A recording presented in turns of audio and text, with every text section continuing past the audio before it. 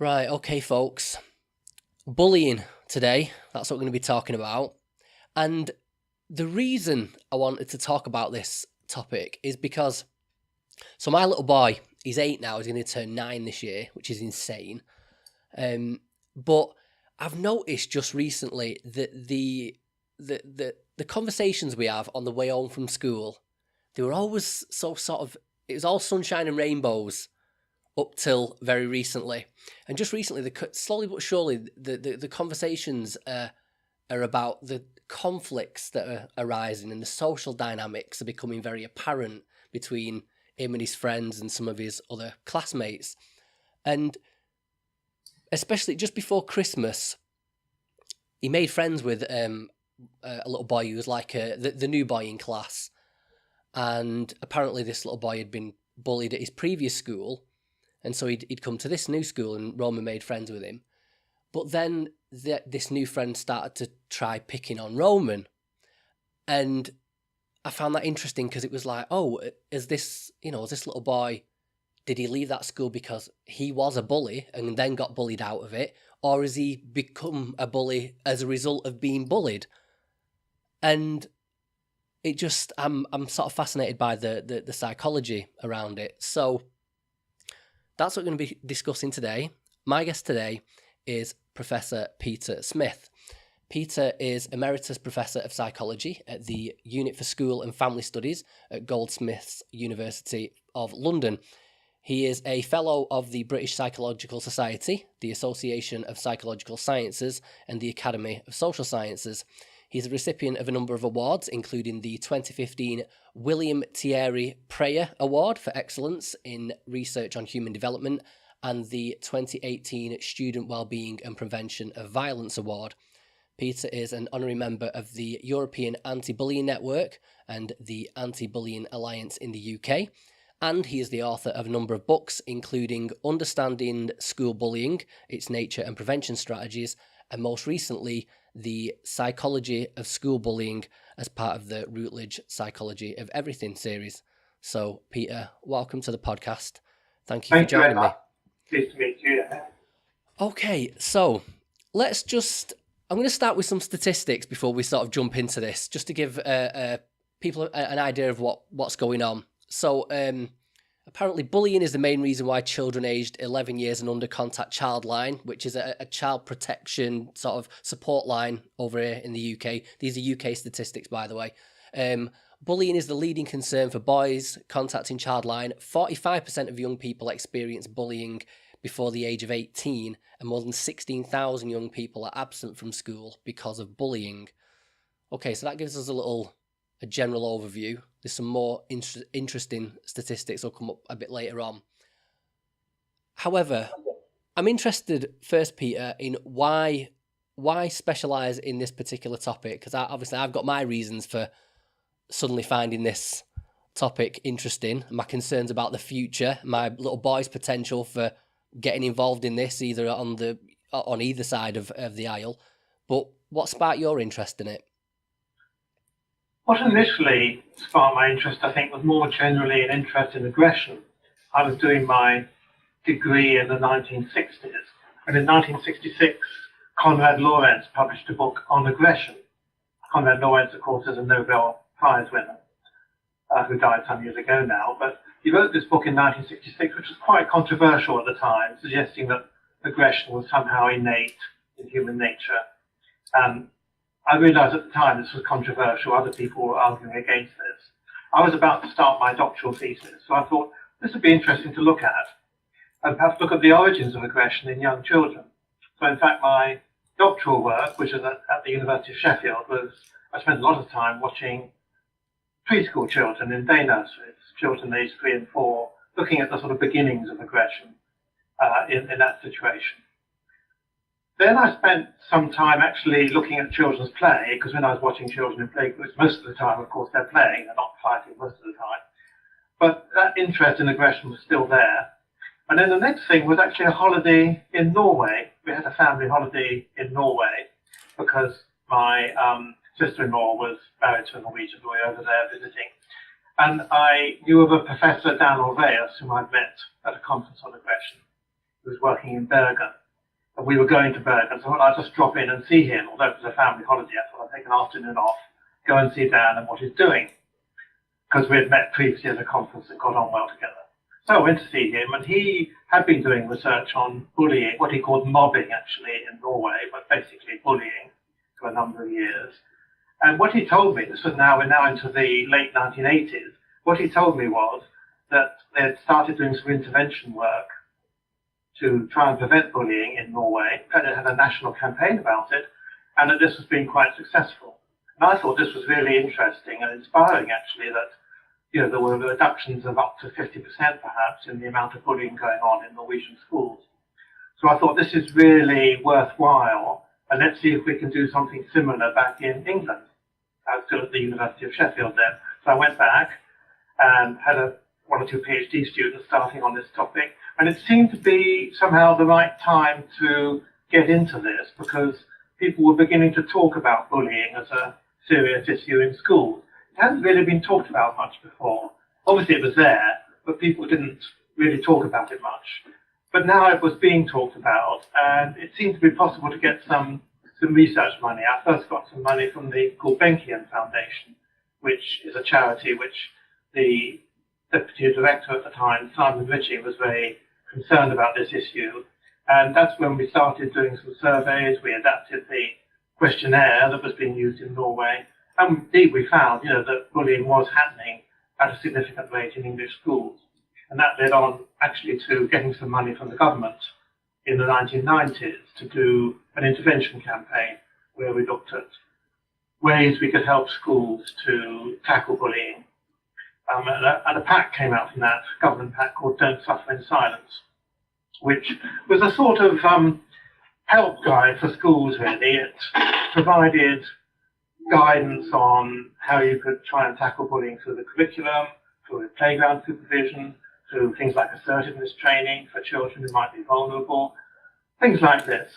And it was available actually to schools from about 1994, I think it was, through to about 2002. So a lot of schools had that. Since then, I've continued doing work on school bullying, of course, and particularly cyberbullying in the last 10 years. Yeah, well, we'll be getting on to both of those about what to actually do about it, and a little bit on cyberbullying. I actually think that's going to be part of a separate discussion, the whole social media and the problems of the internet, but we might touch upon it. I think a good thing to do, it might sound like a bit of an obvious question, but maybe there's something interesting to say about it, is what designates bullying as a distinct phenomenon, say, versus just simple like rivalry between children or just animosity over a particular issue. Well, just versus those things, say. Yeah, the usual distinction made is bullying compared to just aggression generally, or fighting or violence generally. And I think inevitably there's going to be some aggression in schools. Children get into fights. I can remember getting into fights now and then. But if it's with someone about your own strength, roughly speaking, someone equal to you, I think no great harm done normally. Obviously, we're not talking about severe fights where someone's injured, but the sort of scraps that young children get into, you're sort of learning something about how far you can go and what's acceptable and what's not and so on. Bullying is different because it's not only repeated, it's happening time and time again, but also it's difficult for you to defend yourself. It's an older child attacking a younger one, or a group of children attacking one child, or someone who's in some sense more confident or in a superior position attacking someone repeatedly. So the victim cannot easily defend themselves. And that's a different kind of situation, I think. And if the victim cannot easily defend themselves, and we know the effects are harmful, then it really there's a moral obligation for others to help that victim. Well, that's a good segue into the first question I've got, really, about the bully themselves. So the two people I want to sort of explore are the bully and the victim of bullying. So a good jumping off point, I think, would be the stereotype of the bully. And I think the components of the stereotypical bully are that they are sort of the big dumb kid who's got problems at home. They seem to be the things. He's a bit of a bit of a Neanderthal, a bit of a knuckle dragger. So he's lacking intelligence. Notice I'm saying he as well. Interestingly, implicit. So I'm thinking it's boys. He's physically sort of bigger than other kids. He's less intelligent, and he's got his own self-esteem issues that sort of maybe there's some sort of problems going on at home. So if you could sort of pick that apart, what's true, what's not. Yeah, there's a lot of things there actually you brought up. But you're right, there is that kind of stereotype around. I remember when Ed Balls, do you remember Ed Balls was the Secretary for Minister of Education some years ago? And remember he wrote something about bullies being cowards. Right. I mentioned this actually in the introduction to one of the books that you mentioned, And on the whole, Ed Balls was saying sensible things about, dealing with bullying in school. But I do think he was wrong when he said bullies are cowards. There's not much evidence for that. And there's not much evidence that bullies are lacking in intelligence either, or lacking in self-esteem. Of course, there's a big variety of children who might at some point get involved in bullying. We're not talking about a monolithic kind of concept. Not everyone's the same. But in most cases, I think, bullies seem to have quite good self-esteem in some areas anyway. They may think of themselves as tough and strong. They may not see themselves as good in terms of the eyes of the school. They may recognize that what they're doing is not so acceptable for adults, but they see themselves perhaps as being quite capable and strong in certain ways. And sometimes indeed they're quite popular in the peer group. It depends on the situation. So what about that then first? So that idea of the bully being a coward, it is a common accusation thrown. Where has that come from? What's the justification for that? Is it just pop psychology? And it's intuitive as well. So why is that not the case? Well, I think it may have come about because perhaps the child we see as a bully only does it to someone weaker, or they only do it when they've got a gang to help them. So in that case, you might think, well, if they weren't in that situation, if the victim was stronger and so on, I bet they wouldn't do it. They would be cowardly then. But they're not cowardly in the situation where they've got a gang behind them or whatever. Right.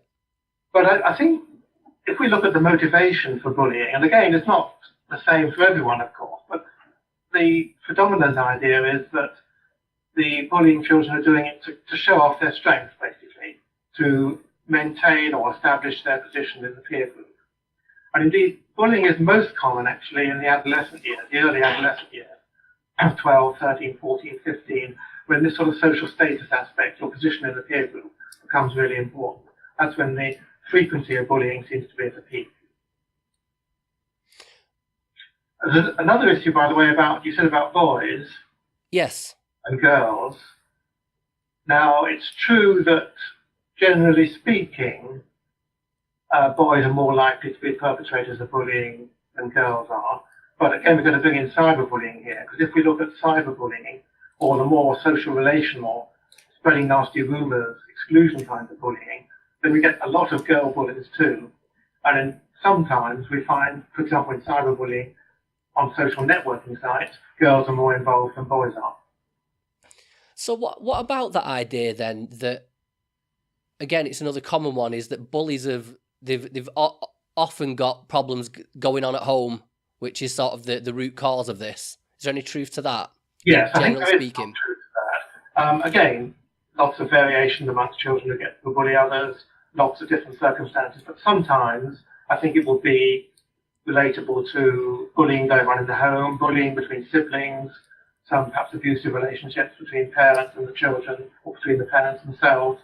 So in other words, if the child's getting the idea from the home environment that sort of bullying type, abusive type relationships are okay, then of course they may well take that into the schoolyard too.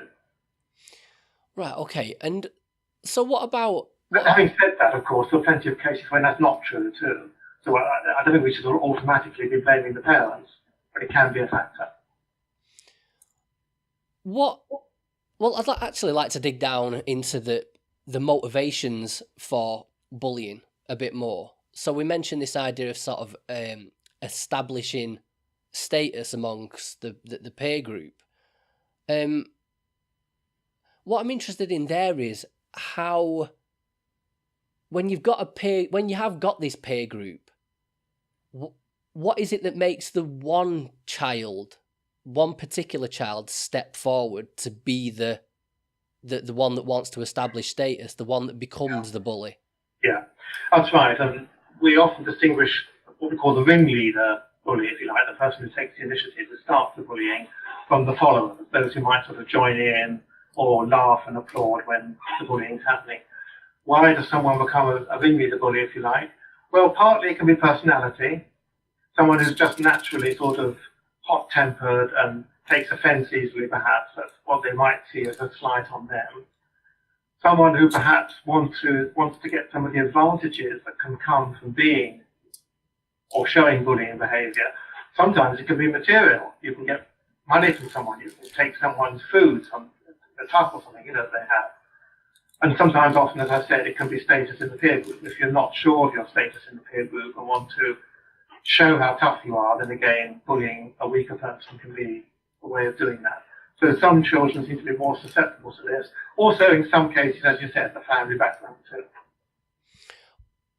And the other interesting one is the idea of them lacking intelligence, which, I'm not sure whether that trope sort of just comes from movies. It's always some sort of big doofus that's a bully. I think, or the dandy, or something like that, the comic.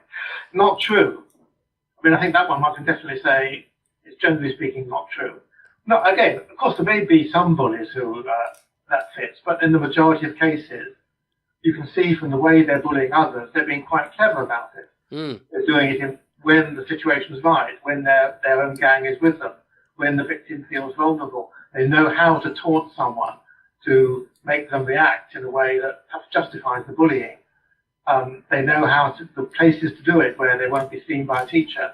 There's a lot of what we call social intelligence coming in here. And we found, in fact, or many studies have found, that quite a lot of bullies score quite highly on these sort of social intelligence measures. Yeah, it's not the same as academic intelligence, but it's an important kind of intelligence. As far as academic intelligence goes, they tend to be rather average. Yeah, one of the interesting things, and we will get to this, is there appears from some of the research to be benefits to be gleaned from being a bully, believe it or not.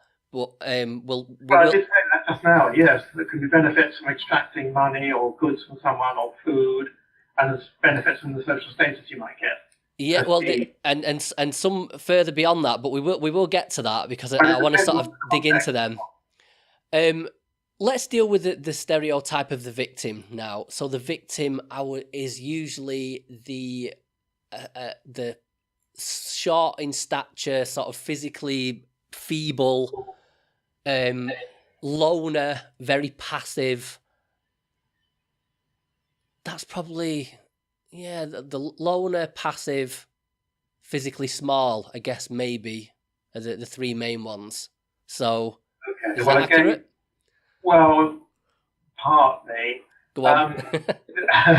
Again, we've got to say lots of different children or people can become victims. Of course, yeah. It's not a monolithic concept, okay? But there are risk factors, if you like, of becoming a victim. Some things that may make it more likely that you become a victim. And one would be a sort of passive, non-assertive personality, not sort of standing up for yourself very effectively. Because probably all of us, virtually everyone, would have experienced an attempt by someone else perhaps to get the better of them, to bully them, if you like. But there are different ways of dealing with it. You can cope with it in an assertive kind of way, a confident kind of way, or instead you might sort of start crying and show a rather weak response. So children who show that more weak and passive response, the bully, because what we were saying earlier, the bully chooses their targets carefully. They're going to see this child as being, yes, I can bully this child, get away with it. They're not going to do anything assertive that makes it difficult for me. So that's going to be a risk factor, which can relate to family circumstances. There's quite a bit of evidence of overprotective families. The children might be more vulnerable to being a victim. In an overprotective family, they're not sort of developing these more assertive coping skills, if you like, in the family that could stand them in good stead in the playground. Another risk factor there for being a victim, or a range of risk factors, is just going to be different in some way. Could be different in ethnicity, different in religion, different in sexual orientation, all these kinds of what are called protected characteristics now, all these kinds of things. Even something like having red hair, can be a reason for being bullied because you stand out from the others. So again, the potential bully sees, oh, I can make fun of this in a way that most people will think is funny, or many people will think is funny. So those can be risk factors too. But having a disability is a big risk factor, unfortunately. If you have a stammer, for example, we did some research on children with a stammer, but actually it was with adults who had a stammer. And they just reported retrospectively how horrible it was often at school, being mocked and taunted by other pupils on their stammer, even sometimes by teachers. And of course, it's difficult to defend yourself. If you're stammering, it's difficult to give and you're feeling lack of confidence then, it's difficult to give a assertive and confident response back to someone who's bullying you. Yeah, that's interesting because when I did an interview with Peter Langman on school shooters, and one of the things he discovered going through all the literature was for high school shooters, kids in high school when they committed the act, there was a high correlation with physical deformity. Something physical, either a disability or a physical trait about the person that singled them out. Something was physically there for people to pick on and bully them about. I'm wondering if there's anything to do with the actual dynamic of the family. I'm thinking of the presence of a dad in the home, and the reason I ask that is there seems to be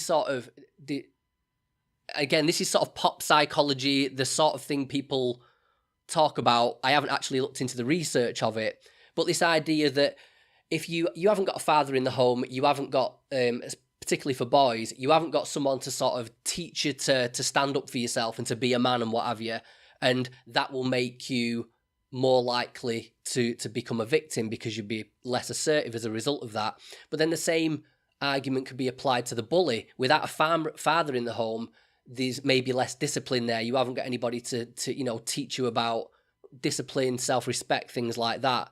And I'm just wondering if there's anything in that. I don't think there's much in that. I don't think there's much evidence that children from single-parent families, for example, are more liable to be involved as bullies or victims. One thing, the mother, obviously, you're being a bit sexist in your remarks, perhaps. Mothers can also instill discipline and the sorts of things you were talking about. There may be other male figures around, uncles, older siblings, and so on. So it's not as obvious, I think, as you're making out there. No, I do. Maybe, Peter, but I think there's something in there seems to be some sort of correlation between I think it's quite a high correlation actually between single parent families and people going on to be more likely to be involved in criminal behaviour, to end up within the penal system and things like that. So I think there's something about fatherly discipline which bears out statistically. Well, there's evidence about same-sex parenting, for example. You can have families where a lesbian couple are bringing up children, right? But also, of course, where a gay male couple too. There's quite a bit of research on this, and basically no significant differences are found, I think, for children growing up in, say, same-sex households compared to opposite-sex households. So that would include a household with two mothers, if you like, and the outcomes for the children seem to be no different, basically. So that would argue against your idea of the importance of the male figure. I'm not sure about that one, Peter. I mean, I'd have to. I'm riffing as a generalist here that sort of stumbles across these ideas. I might have to stick something in the show notes there for people to look at. Like I say, as far as I know, there's the one of the biggest predictors of ending up in the criminal justice system is being raised in a single parent family. But like I say, we'll have to agree to disagree on that one. The criminal justice system isn't the same as being a bully or victim at school. No, it's not. On the work on criminal justice, and that might be the case. If it's the case, it's probably not so much being a single parent as being there's less effective sort of discipline and supervision, because it's more difficult for a single parent to manage all that. So it really comes down to how effective the parenting is, I think. Yeah, I think, well, one of the things, again, it might be another sort of stereotype as a bully, of the bully, is that if you might look at a kid that is a bully and think, oh, well, he's never going to make anything of himself. He's obviously going to become a criminal when he's older. So again, anything in that? Sorry, say that again. No. I imagine one of the stereotypes, again, of the bully, which sort of seems intuitive, is when you get a kid that's picking on kids, especially physically, you might look at that child and think, they're obviously going to be a wrong 'un when they grow up. They're obviously going to be a criminal or a degenerate of some description. And so, again, I'm just wondering if there's anything in that, like maybe long term. There is a correlation there, certainly.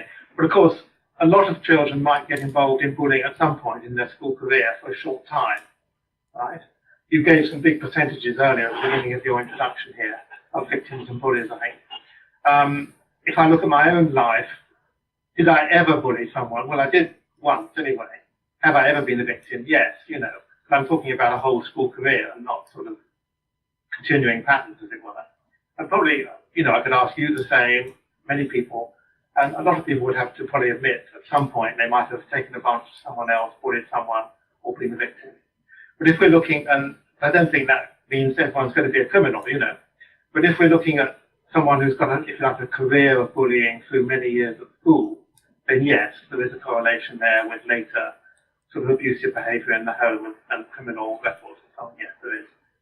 Is there any sort of, besides the obvious, which I'm guessing between physical and verbal, is there any sort of qualitative distinctions between bullying that happens in, say, primary school versus high school, and then maybe even onwards to college and university? Well, yes. In primary school, it tends to be more the physical and verbal kinds of bullying. You do get what we call relational bullying, which is social exclusion and passing nasty rumours and so forth. But that relational kind of bullying increases with age, whereas the more physical kind of bullying tends to decrease with age. Probably the physical bullying decreases partly because children realise it's normally not acceptable, and also because it's rather obvious to the teachers, and the evidence is more likely to be there too. If you've been hit hard and the bruise on your arm or something, you can show it to the teacher. He keep hitting me. Whereas something like spreading nasty rumours and social exclusion is not so obvious to the teachers, for example. It's more sophisticated, and that tends to be more with older children, especially, of course, cyberbullying and social networking. Although we're getting it increasingly with younger children, it's more a phenomenon of secondary school. And well, we sort of touched upon this. Now, I've got some statistics here about the sort of the long-term effects of bullying. So 83% of young people say bullying's had a negative effect on their self-esteem. 30% of young people have gone on to self-harm as a result of bullying. 10% of young people have attempted to commit suicide as a result. These are not believable statistics. I think 33% of pupils said what? That they had tried to self-harm. Yeah, 83% of young people say bullying has a negative impact on their self-esteem. 30% of young people have gone on to self-harm as a result of bullying. Hold on. 30% of young people have gone on to self-harm as a result of bullying. No, surely not 30% of the whole population of school children. I can't believe that. Now, it might be 30% of victims done this, or 30% of some sample that you got through an organisation like Stitch the Label or something like that. Is this Stitch the Label statistics, or where's it coming from? So this is coming from a website called, hey, doing this on the fly here. So this is Anti-Bullying Pro, which is apparently a UK website, and let me look at their sources here. So this is ditch the label. Ditch the label, yes. Yeah. Well, I think it will be, to some extent, a self-selected sample. It's those who've chosen to take probably an online survey that they put out. So I don't think it's representative of the pupil population in England as a whole. Bullying is very serious. So yeah, sorry, Pete. It does say it's 30% of young people have gone on to self-harm as a result of bullying. So I'm assuming it's that people that have actually experienced bullying. Okay, so it's not 30% of pupils. No. Self-harmed because of being bullied. It's 30% of pupils who've been bullied. Yes. Have gone on to self-harm. That's more believable. Yeah. Yeah, and the 10% of attempted suicide is that those who are victims. Yeah. 10% of victims. Well, that might be the case. I'd like to look more at how they got the data. What is the internet survey? So this is the annual bullying survey 2014 UK bullying statistics. Yeah. These are all from the same source.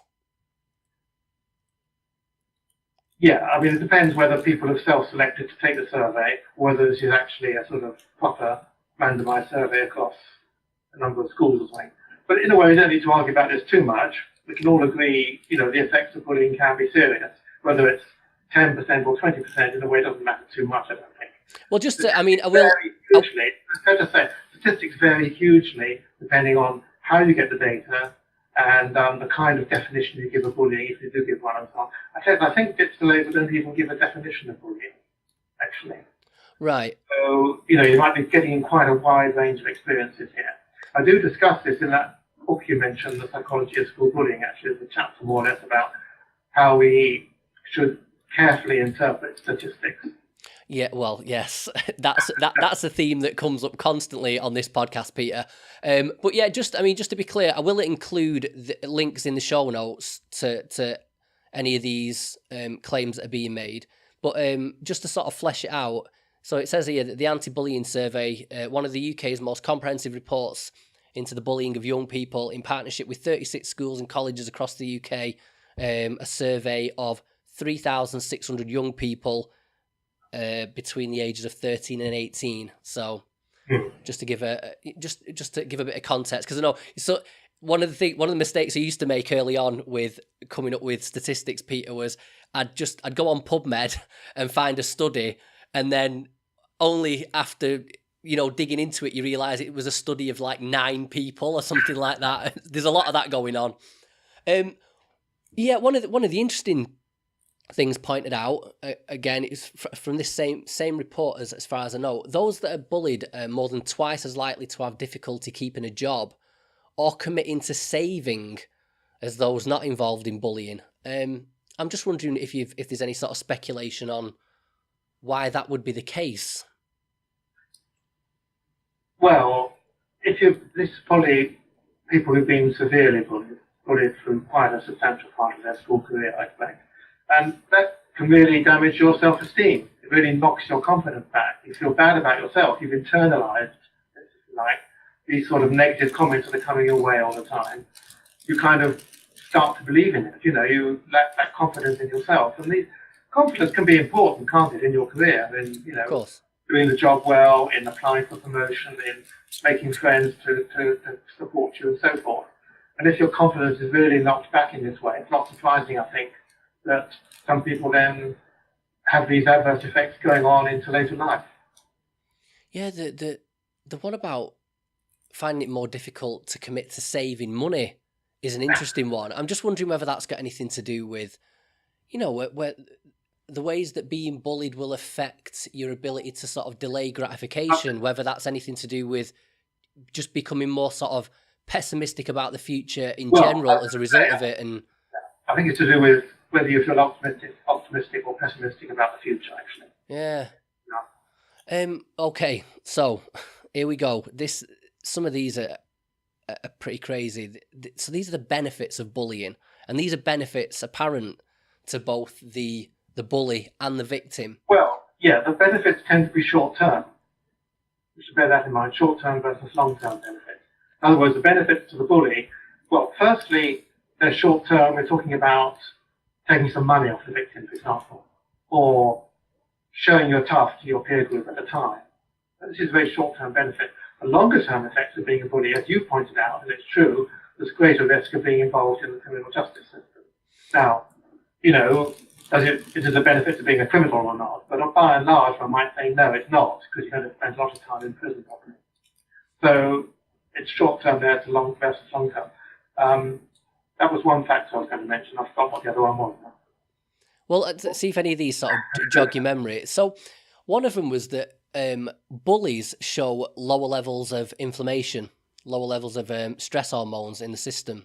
And inversely to that, victims tend to show higher levels of inflammation, which I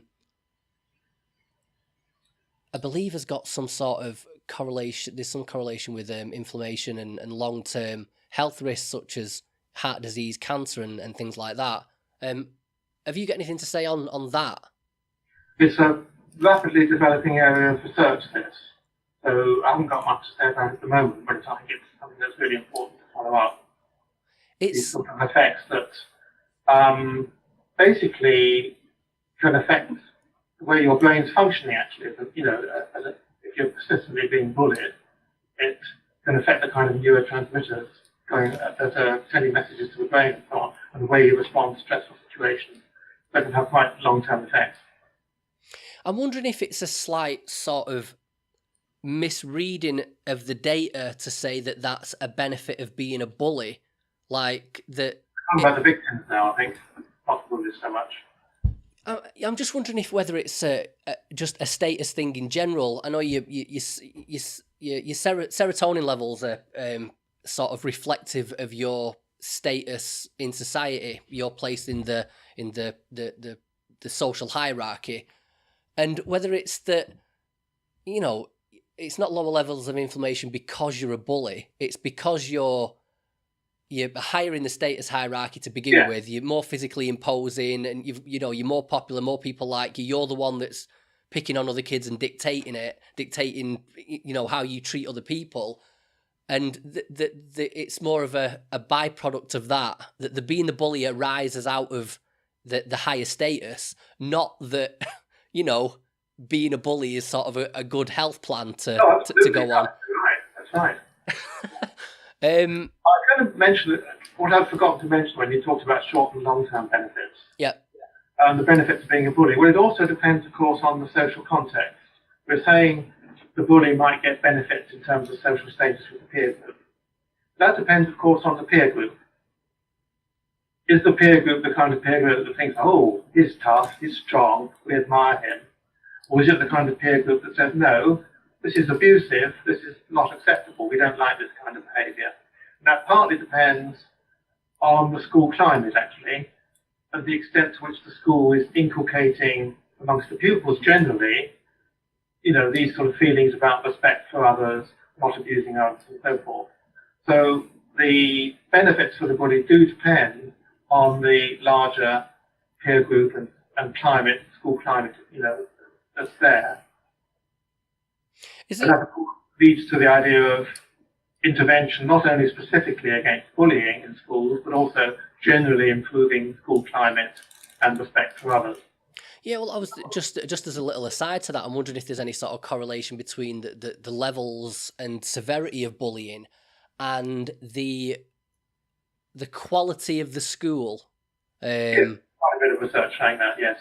Yeah. Schools vary a lot in school quality, in school climate generally, and in levels of bullying, and there's a correlation between the two, yeah. And just to sort of extend that point, does that extend out to quality of the school and socio-economic, class levels, basically? Not very much. There's very weak correlation with social class levels. Right. Okay. There's slightly more in socially deprived areas, but it's not doesn't seem to be a major factor. You can be a very successful school with socially deprived pupils and vice versa. Right. We just saw the case of the stabbing in London, didn't we? The 17-year-old and the pupils that stabbed him, they all apparently came from very privileged schools. Yes. Yeah, they did. Yeah. I know it's not quite the same as bullying, but it's closely. Back to these apparent benefits. So again, I think this is sort of similar to the other one. That bullies display comparable or better mental and physical health than victims, as well as improved social and leadership skills, setting the stage for the prospect of greater mating success. This is from Volk, yes. Just to keep going with that, Volk reported a positive relationship between bullying and engaging in dating and sexual relationships. Bullying is a positive predictor of sexual experience, making you up to 2 times more likely to have achieved sexual conquest or whatever. More frequent bullying correlated with a greater number of sexual partners. Again, I've just got this little paragraph to go off. Are we talking about this all, say, happening within high school, or are we talking about being a bully in high school and later in life it turns into social and sexual success? Just if you can broaden that out for me a little bit. Okay, well, Anthony Volk is getting quite well known, in this area of looking at the benefits of bullying in terms of sexual success, if you like, in later adolescence. Maybe this is in adolescence in high school. It may not actually be, sex that produces children. It may just be dating, these kinds of things. But there's some evidence for this. I think it relates to the social status aspect, that in certain peer groups, bullying others shows you as being a tough, strong person. And for younger children, that's mainly in the same sex peer group. But for older children, as you get at 14, 15, 16, 17, we're getting into more interest with the opposite sex. And let's take a male bully, for example. A male bully therefore may appear strong and tough and appealing to some girls in the peer group. So that can happen. Now again, the evidence, I think, is a little bit more mixed than Anthony Volk presents. He's arguing a point, and whether the extent to which this is true is going to depend, of course, on the peer group again, and on the way that potential opposite sex partners see you doing this kind of behaviour. Do they think it's great and you're strong and tough, or do they think, no, this is pretty horrible? But unfortunately, it does seem in some cases as though this can be quite appealing to the opposite sex. Yeah, you see, I've tried to get away from this, my inclination towards crowbarring positivity into this podcast. I've come to learn that some things are just negative and they are what they are. Facts are facts, and you've got to deal with it. However, on this one, Peter, we've so far on balance, bullying is sounding like a pretty good thing to be involved in. We're talking about lower levels of stress, lower levels of inflammation, better long-term health, higher social status. It's going to work with the girls. It's going to get you girlfriends. It's going to get you laid. You're going to get lots of friends. What can you tack onto the end of that to go, all right, fine, interesting studies pointing this out, but hang on a minute, here's the real here's the consequences of being a bully. What's the downside to being a bully? Well, that depends on us and on schools and on society. First of all, you're somewhat exaggerating the benefits of being a bully. For example, you have lots of friends. Not particularly. You've probably got a small gang with you. But what's generally found with bullying children is, although they're seen as being strong and tough, not that many other kids like them. Right. They're called controversial in that sense. So they're recognized as being strong and tough, but apart from their small group who are with them, they're not particularly liked. They're not really making friends that way. The other benefits, again, it depends, doesn't it? They're short-term benefits that you may get from bullying others, yes. But the extent to which those hold true and the extent to which they're going to hold true in the future really depends on the school and on the society and on the families and so on, and how these kinds of behaviours are seen by others. Moving on to the victims. So a couple upsides to the victims. So one is that victims who stood up to bullying are more mature, more popular, more social, and viewed as more socially competent by teachers. Can I interrupt you for a moment? Yes. Before we go on to victims, I'm just thinking about the Me Too movement, all this movement currently against sort of sexual harassment. It's a kind of bullying that's been going on where powerful men sexually abuse women, right? And unfortunately, it seems to have gone unchallenged for a long time. And the current movement is challenging this, isn't it? Rather effectively, I think. So it's going to be less likely to happen in the future. I think powerful men in these sorts of situations will be hopefully, be less likely to do these sorts of things in the future because they realise, no, we're not going to get away with it. It's not going to be accepted in the way it was before. Well, that's the kind of parallel, I think, about how schools and society and so on, how general attitudes can affect the kind of possible benefits that bullies might get. Just wanted to make that parallel there, but we can go on to victims now if you like. Yeah, well, I mean, this sort of ties into it. So this is that victims who stood up to bullying are seen as more mature, more popular. Are more mature, more popular, and seen as more socially competent by teachers. Who are, sorry? Victims who stood up to bullying. Oh, stood up to bullying. Oh, yeah. Yeah. So I mean, it's sort of obvious how that plays out. That I guess the problem with that is the caveat that it's victims who stood up to bullying. There are sort of obvious benefits to being that person that can do that. It's easy to see how that will translate. Another one is that it's a benefit for being a victim of bullying is that it can give you give children an early lesson that not everybody in life is going to like them. I'm not sure quite. Yeah, there's quite a number of things here. Firstly, I think it's good to learn coping skills and assertiveness skills. How to stand up for yourself. If someone does something you don't like, how to respond, not aggressively, but assertively. I don't like what you're doing. Please stop this. If you don't stop, I'm going to get some help. I'm going to do this or that. Okay? I mean, I think we can all benefit from those kinds of skills, actually. I feel I've learned how to be more assertive sometimes in situations which I find unpleasant. Certainly, children can learn this. And you can have assertiveness skills training in the curriculum, either for all pupils or for those pupils perhaps who are likely to be vulnerable to being bullied or have been bullied. And that's shown to be quite helpful. Of course, it's not the answer to bullying, because not all children can effectively cope or learn to effectively cope, and especially if you've got much tougher children or a big gang of pupils getting at you, whatever assertiveness skills you've learned, you can't always get out of those sort of situations. But that's part of the solution, I think, is to encourage coping and assertiveness skills. Not everyone can use those effectively. Now, other benefits you mentioned to being a victim. Well, it relates to that really. It's important to learn how to deal with minor attacks against you without sort of becoming a martyr about it or dealing with it ineffectively. Well, yes.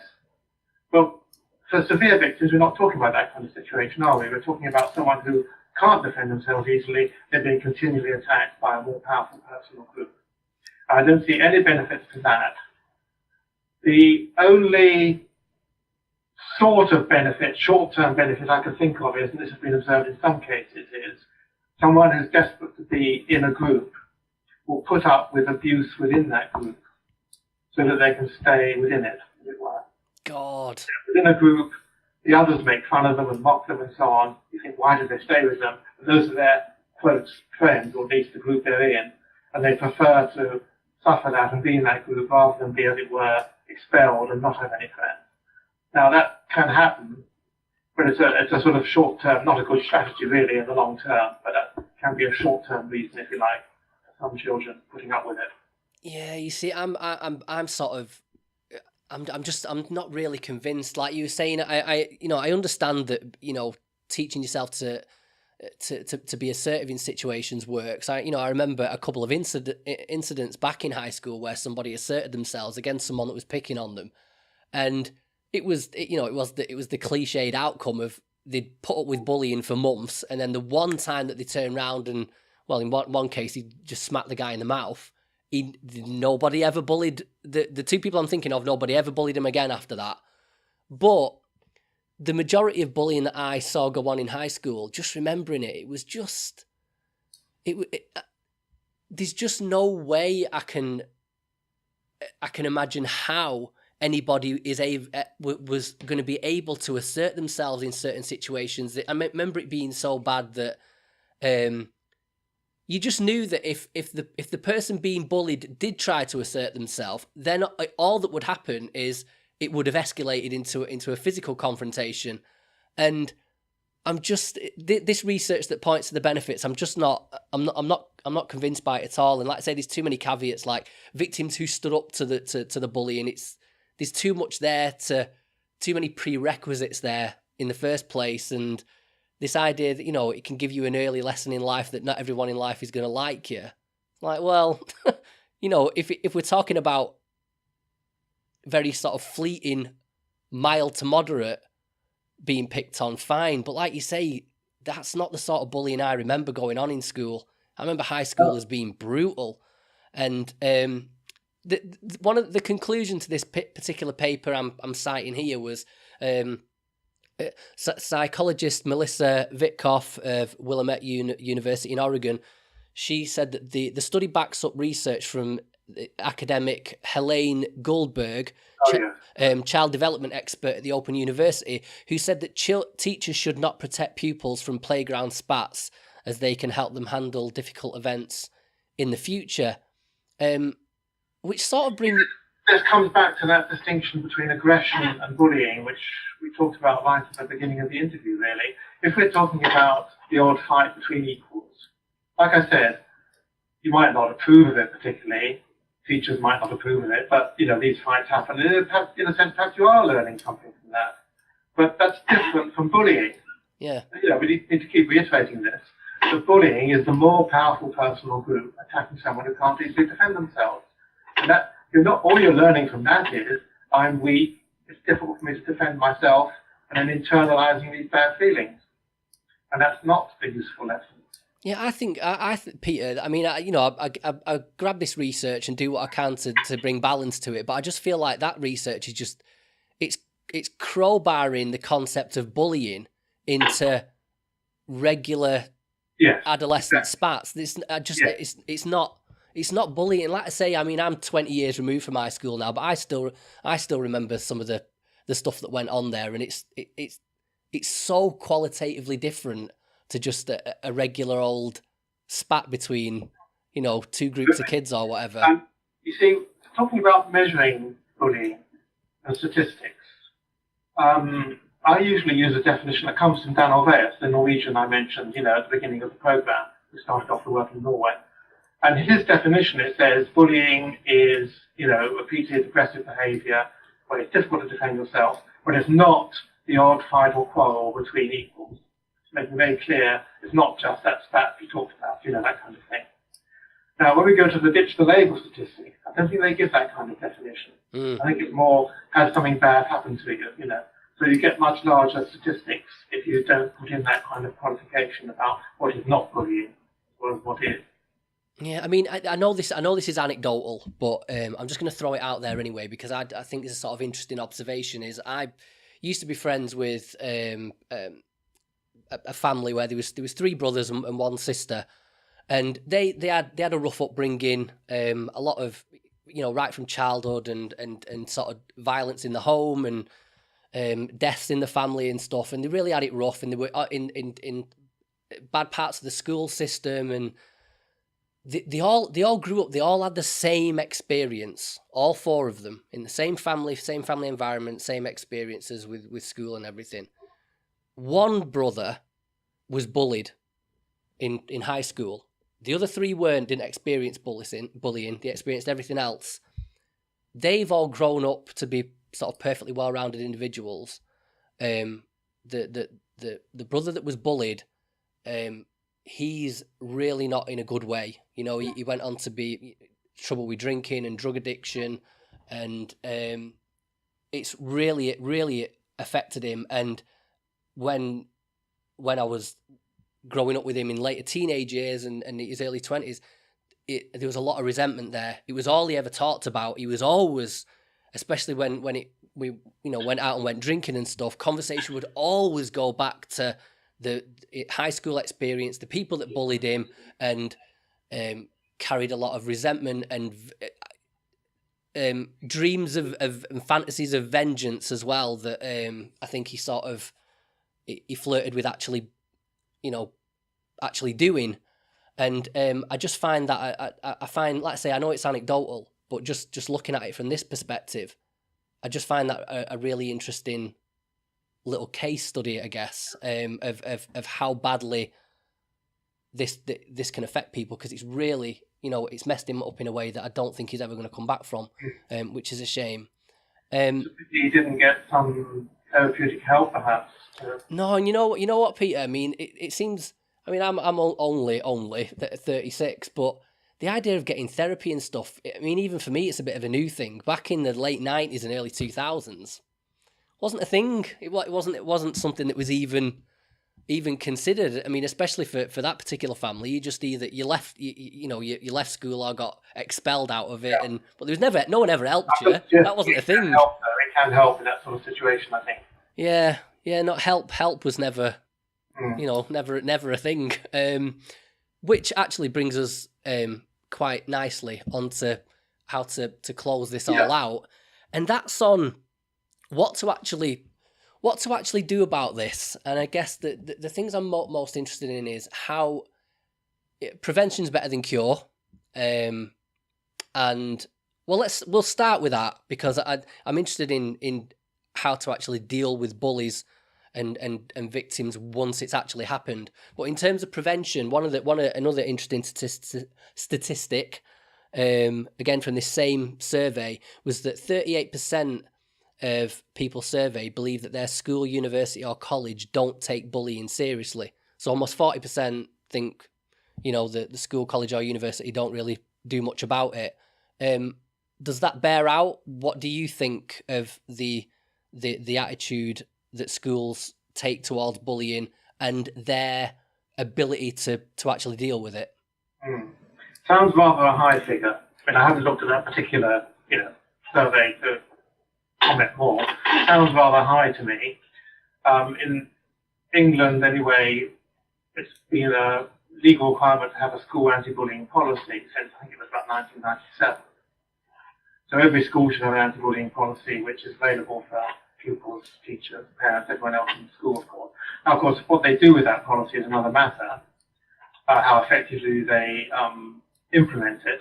But I think there has been a big change in schools over the last, 20 years, basically, although perhaps slightly downward in recent years, maybe, as it hasn't been given quite as much attention, perhaps in the last few years as before. But generally speaking, comparing this last 20 years to what went before, I think schools recognise that bullying is an important issue. They know they have to have a policy, and they're going to have some procedures in place to deal with it. Not all schools do this 100% effectively, but the situation is a lot better than it was back in the 1980s, 1990s, when I first got into this area of work. What did he need? I mean, you hear that schools have a zero tolerance policy on bullying. But what does that mean, and how effective are schools at actually preventing it? I tend to be a bit suspicious when people say they've got a zero tolerance policy or something. It sounds rather like a catchphrase. What are they actually doing? Well, firstly, there's the school climate we talked about earlier. Is it generally going to be a school where relationships are good, where there's respect amongst pupils and between pupils and teachers? This is something that can be worked on, and we know schools vary a great deal in this kind of school climate, if you like. And a good school climate, a respectful school climate, is going to be less rewards for the bullies, in ways we've discussed before, really. If you start bullying someone else, it's more likely that the peer group's going to say, hey, don't do that, that's nasty, that's not acceptable. right? Then there's more specific things, such as, well, we talked about assertiveness training for perhaps everyone, but certainly for those who might be victimized, particular support for them. We've talked about good supervision in the playground or in areas where there might be more risk of bullying happening, less well-supervised places, making the playground an interesting place so that bored pupils don't feel tempted to bully for fun, as it were. In the curriculum, you can have sort of, as should be, some personal and social and health education, some sort of education generally about respecting others, which would include talking about bullying, making pupils aware of the long-term consequences of getting involved for anyone bullying victim, encouraging defenders, encouraging pupils generally to stand up against a bully or to help a victim. So there's a wide variety of things school can do. Also ways of dealing with bullying when it happens. To what extent you sanction the bully. There should be some sanctions, clearly, but also to what extent you do some work with them to try and understand why they're doing it and to lessen the rewards for doing it, or giving them alternative ways of getting status in the peer group without having to bully others to do it. There's a whole range of things that schools can do, actually. And many schools are doing this now. I'm not talking just about England, I'm talking about worldwide, internationally. And they have some success. We've still got more to learn about this, but generally speaking, you can expect schools to reduce bullying by 20%, 30% if they're doing a reasonable mix of these sorts of things. Obviously, 20, 30% isn't getting rid of it. It's something that's coming from human nature in a way, and it's going to be difficult to really stop it. And that's why I say talking about zero tolerance is a bit of a, catchword, I think. But we can certainly take steps to make it less prevalent, and also hopefully to really stop the very serious cases that lead to these sorts of suicides and horrible consequences that you talked about, like the case study you had of that brother, for example, these sorts of things. It probably went on for a long time. Really, a good school should be picking that up at a relatively early stage and stopping it. What? Well, actually, on that idea of zero tolerance, I'm, like you say, it's a bit of an airy-fairy catchphrase, but I'd be quite happy with that as an actual policy, where a school says if you're proven to not just obviously not just based on an accusation, but if it's proven that you've bullied someone, you're gone, done, see you later. I've got very little sympathy for anybody that's sort of engaged in that behaviour, and even if like we're saying like, oh, maybe they've got something going on at home and this, that, and the other, and I'm just like, and this is me knowing what I know about psychology and trauma and those sort of circumstances. I just don't think it's an excuse. But what is that too harsh a perspective to take? What Yeah. it is. You're talking about expulsion, are you? Expelling the pupil from the school. Is that what you meant when you said goodbye and so on? Yes. Yeah, okay, so you're passing the problem on to someone else then, aren't you, in that case? Another school or a pupil referral unit or something like that. But I mean, of course, that might have to be ultimately the sanction. But I do think schools should and would try a variety of things first, especially if this is, the first or second time this child has been caught bullying. You would talk to them about it, first of all. You would discuss with them why they're doing this and make it absolutely clear it's not acceptable. You would consult with the parents about it too, what can people want to bring in then to help, if at all possible. There's a variety of steps to take before you actually start expelling someone from school.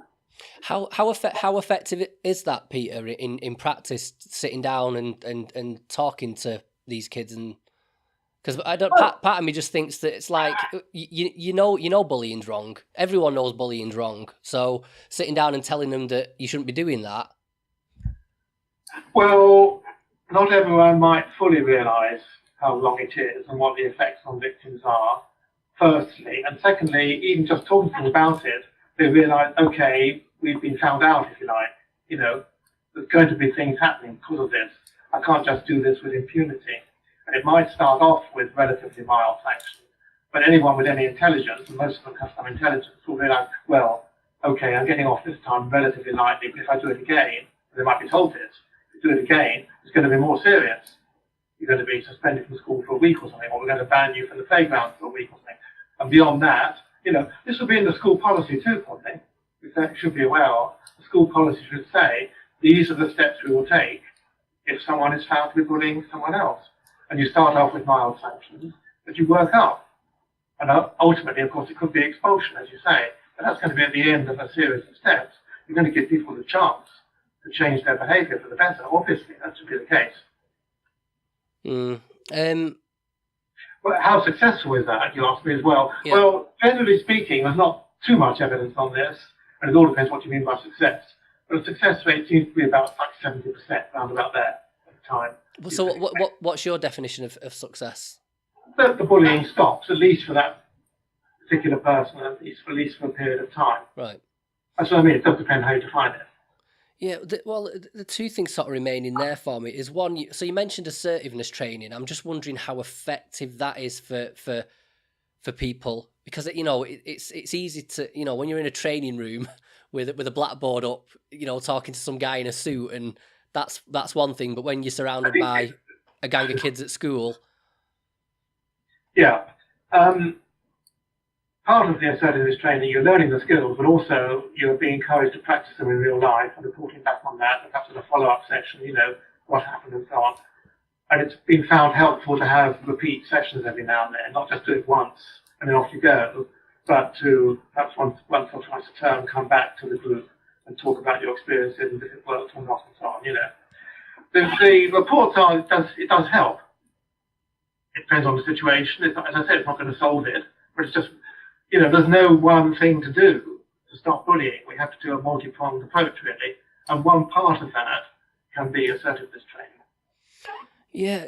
So as part of assertiveness training, is part of that actually, not just standing up to someone that's bullying you, but to tell somebody about it? Because I imagine that's the big one.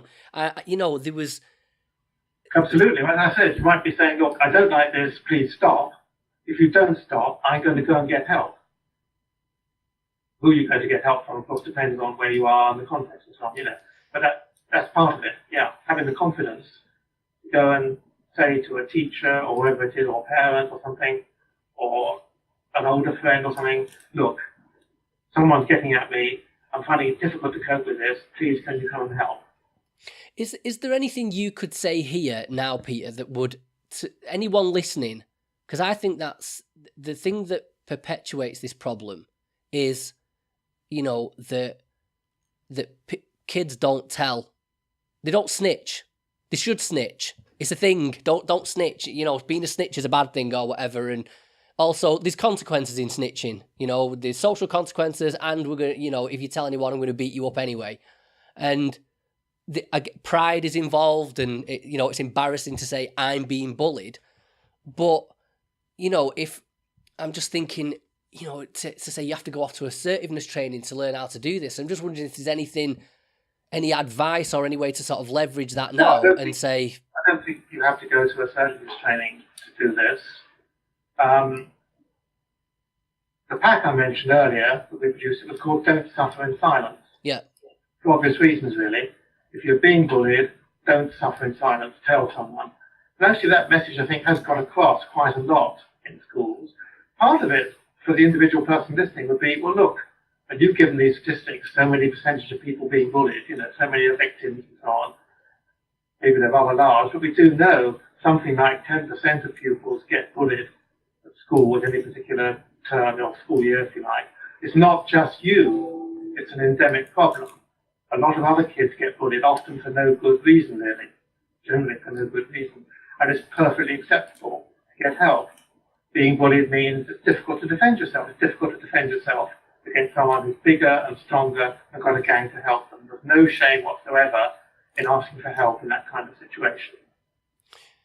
Who from just a pragmatic and logistical perspective, what would be the best way to go about that? Who's the best person to tell? Because I'm just trying to put myself back into that teenage mind frame. I wasn't bullied, so there's already that hurdle there for understanding it.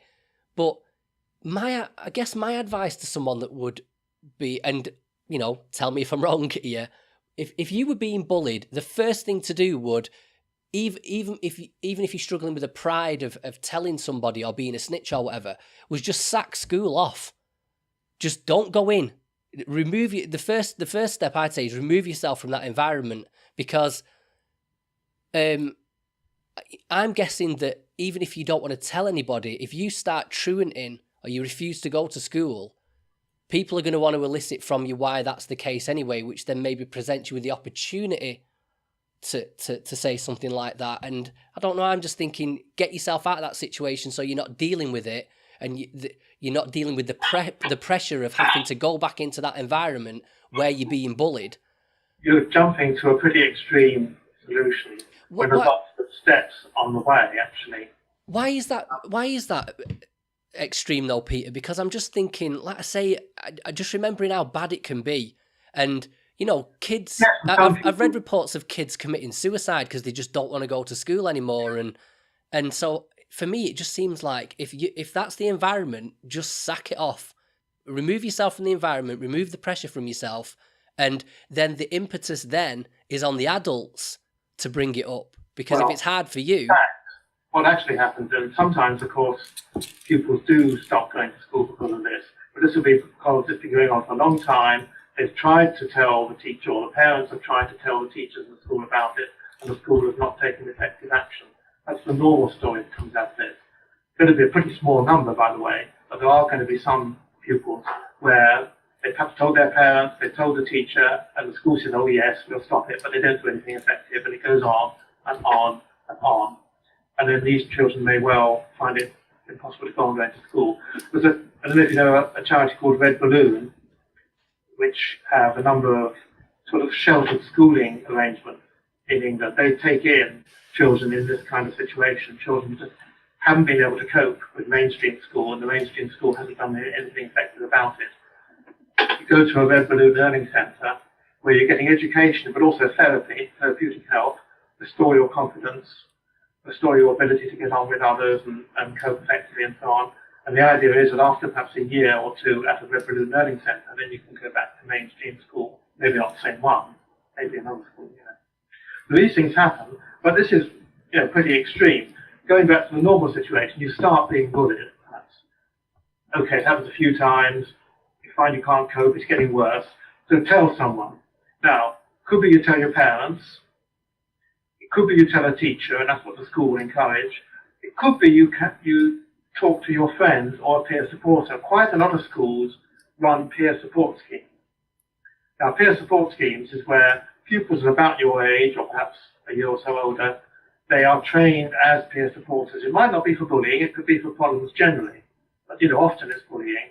And it may be easier to go and talk to a peer supporter, someone more or less your sort of age, to discuss these problems with them.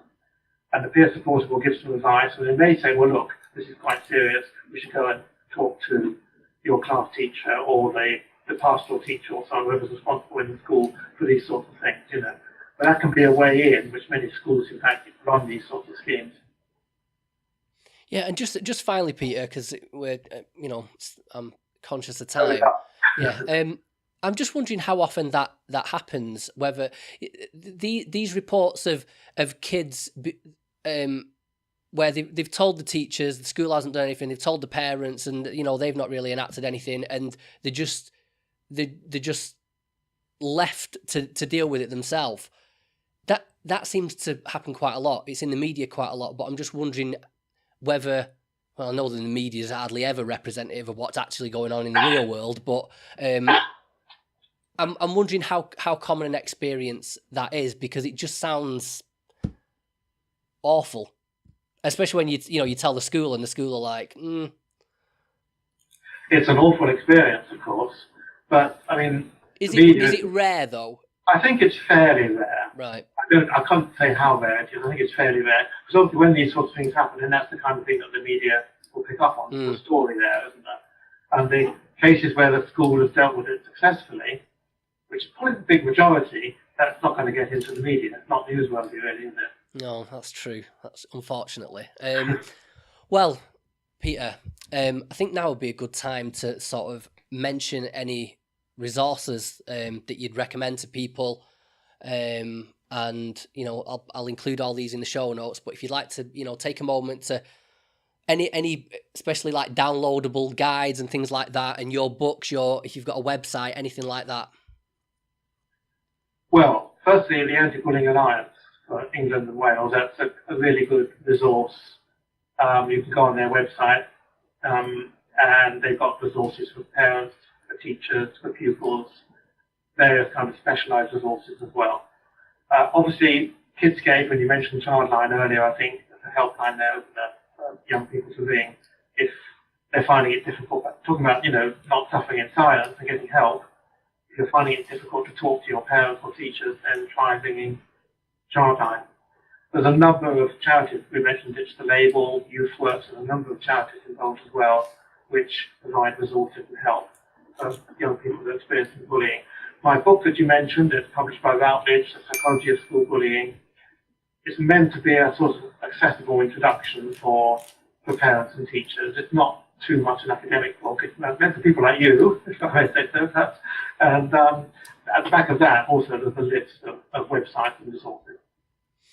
Right, okay. I've just realised we didn't cover cyberbullying, so we'll have to do a part 2 on this, because that's obviously going to be a whole other conversation. But in the meantime, Professor Peter Smith, thank you very much for joining me. Oh, thank you. It's been a pleasure.